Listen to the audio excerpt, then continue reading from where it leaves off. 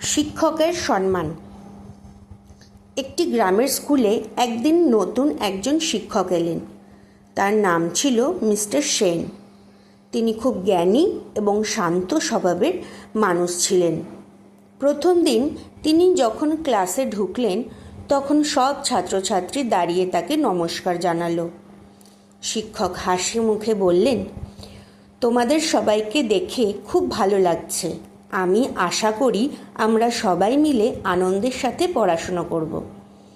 ক্লাসের সবাই খুব মন দিয়ে তার কথা শুনছিল, কিন্তু রনি নামে একটি ছেলে ঠিকভাবে দাঁড়ায়নি এবং শিক্ষকের দিকে তেমন গুরুত্বও দেয়নি।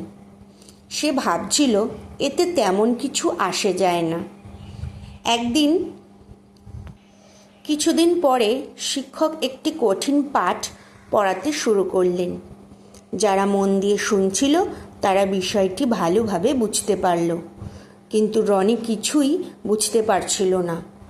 তখন সে একটু লজ্জা পেয়ে শিক্ষকের কাছে গিয়ে বলল, স্যার, আমি এই পাঠটা বুঝতে পারছি না, আপনি কি আমাকে আবার বুঝিয়ে দেবেন? শিক্ষক হাসি মুখে ধৈর্য ধরে আবার তাকে পুরো বিষয়টি বুঝিয়ে দিলেন।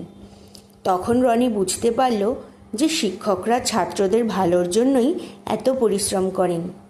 সেদিন থেকে রনি সিদ্ধান্ত নিল যে সে সবসময় শিক্ষকদের সম্মান করবে এবং মন দিয়ে তাদের কথা শুনবে। শিক্ষক একদিন ক্লাসে বললেন, যে ছাত্র তার শিক্ষককে সম্মান করে এবং মন দিয়ে পড়াশুনো করে সে জীবনে অনেক কিছু শিখতে পারে এবং বড় মানুষ হতে পারে। নীতি শিক্ষা: শিক্ষককে সম্মান করা এবং তাদের কথা মন দিয়ে শোনা আমাদের কর্তব্য।